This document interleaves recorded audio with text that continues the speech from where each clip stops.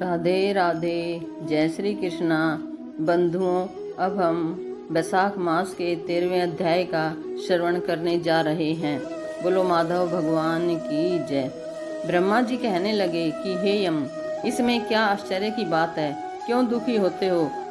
सद्गुणों से ईर्ष्या करना मरणांतक होता है। उसके उच्चारण मात्र से ही परम पद की प्राप्ति होती है। फिर राजा के शासन से विष्णु लोक को क्यों न जाएं? जिनकी जिह्वा पर हरि ये दो अक्षर विराजमान हैं और जो विष्णु भगवान को प्रणाम करते हैं, स्मरण करते हैं और उनके गुणानुवाद गान करते हैं, उनको अश्वमेध यज्ञों के समान फल मिलता है। संपूर्ण पाप दूर हो जाते हैं। भगवान प्रसन्न होने से विष्णु लोक प्राप्त कर सायुज्यता प्राप्त करते हैं। यज्ञ करने वाले कुरुक्षेत्र या सरस्वती में स्नान करने वालों को तो फिर से जन्म लेना पड़ता है, परंतु बैसाख मास में जो माधव भगवान के धर्मों का पालन करता है, उन पर विष्णु भगवान प्रसन्न होकर सदा उसकी सहायता करते हैं। हे सोरे, उस राजा का प्रभाव मेरे वश में नहीं है, क्योंकि वासुदेव भगवान के भक्तों का अशुभ कहीं नहीं होता। उनको जन्म मृत्यु जरा व्याधि आदि भय नहीं व्यापते। स्वामी के नियुक्त कार्य करने पर देहधारियों को कुछ अपराध नहीं होता। हे यम, अब तू इस कार्य के करने में असमर्थ है, तो तेरा क्या दोष? तू शोक मत कर। ब्रह्मा जी के ऐसे वचन कहने पर यम बहुत दुखी हो दीन वाणी से कहने लगा, हे तात, अब मुझे अपने काम पर जाने की इच्छा नहीं है।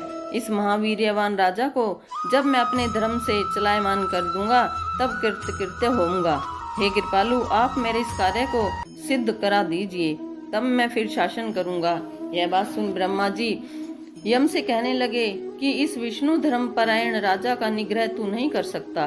फिर ब्रह्मा जी यम को साथ ले क्षीर सागर में विष्णु भगवान के पास गए और सांख्य योग द्वारा स्तुति करने लगे। तब विष्णु भगवान प्रकट हुए तो यम और ब्रह्मा ने प्रणाम किया।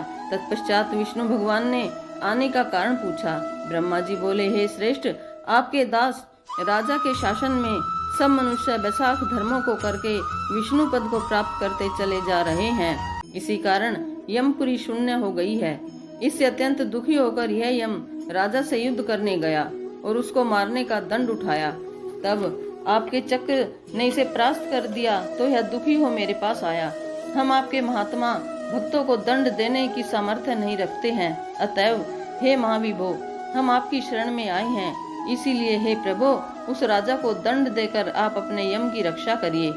ब्रह्मा के यह वाक्य सुनकर विष्णु भगवान हंसे और ब्रह्मा जी व यम से बोले, मैं लक्ष्मी तथा प्राण और देह, श्री वत्स, कौस्तुभ मणि तथा वैजंती माला, श्वेत द्वीप, बैकुंठ, क्षीर सागर, शेष और गरुड़ का त्याग कर सकता हूँ, परंतु ऐसे भक्तों को कदापि नहीं त्याग सकता जिन्होंने मेरे लिए संपूर्ण भोग त्याग दिए, प्राण छोड़ दिए, मुझ में ही अपनी आत्मा को लगा लिया। उन्हें मैं कैसे छोड़ सकता हूँ? अतएव हे यम, मैं तेरे दुख को दूर करने का उपाय बताता हूँ। उस राजा को मैंने 10 सहस्त्र वर्ष की आयु दी है। उसमें से 8 सहस्त्र बीत चुके हैं। अब 2 सहस्त्र वर्ष की आयु भोग कर वह मेरी सायुज्य भक्ति को प्राप्त हो जाएगा। तब एक वेन नाम का राजा बड़ा दुराचारी होगा। वह सब वेदोक्त धर्मों का लोप कर देगा। तब बैसाख के धर्म भी नष्ट हो जाएंगे। फिर अपने ही पाप से वेन जल जाएगा। तब मैं पृथु का रूप धारण करके पुनः धर्मों की स्थापना करूंगा और बैसाखोक्त प्रख्यात धर्म मनुष्यों से कराऊंगा। इस प्रकार हे यम, तेरे कार्य की सिद्धि हो जाएगी। तू खेद मत कर। बैसाख के धर्म में निष्ठ महात्माओं द्वारा इस बैसाख मास में भी तुझे भाग प्राप्त होगा। राजा से भी तेरा भाग मिलेगा। तू खेद को छोड़कर पराक्रम प्राप्त होने योग्य बन। जो मनुष्य पृथ्वी में तेरे उद्देश्य से प्रतिदिन स्नान, अर्घ्य, जल, कुंभ, दही, अन्नादि का दान न करेंगे, उनके किए हुए सब कर्म निष्फल हो जाएंगे। अतएव तू उस राजा के ऊपर क्रोध का त्याग कर दे। वह राजा तेरा भाग देगा, क्योंकि वह मेरा अत्यंत भक्त है। और जो कोई प्राणी तेरा भाग देकर बैसाख धर्मों में प्रवृत्त हो, उनके धर्म में तू विघ्न मत करना। जो धर्म के पालन करता तुम्हें छोड़ केवल मेरा ही भजन करे, उनको तुम मेरी आज्ञा से अवश्य दंड देना। उस राजा से तुम्हें भाग दिलाने के लिए मैं अभी सुनंद को भेजता हूँ। वह वहां जाकर तुम्हें भाग दिलावेगा। तब भगवान ने यम के सामने ही राजा को समझाने के लिए सुनंद को भेज दिया, जो राजा को समझाकर पुनः भगवान के पास आ गया। ऐसा यम को आश्वासन देकर विष्णु भगवान वहां अंतर ध्यान हो गए तथा ब्रह्मा भी यम को समझाकर आज्ञा दे चले गए। यम भी कुछ प्रसन्न हो अपनी पुरी को चला गया।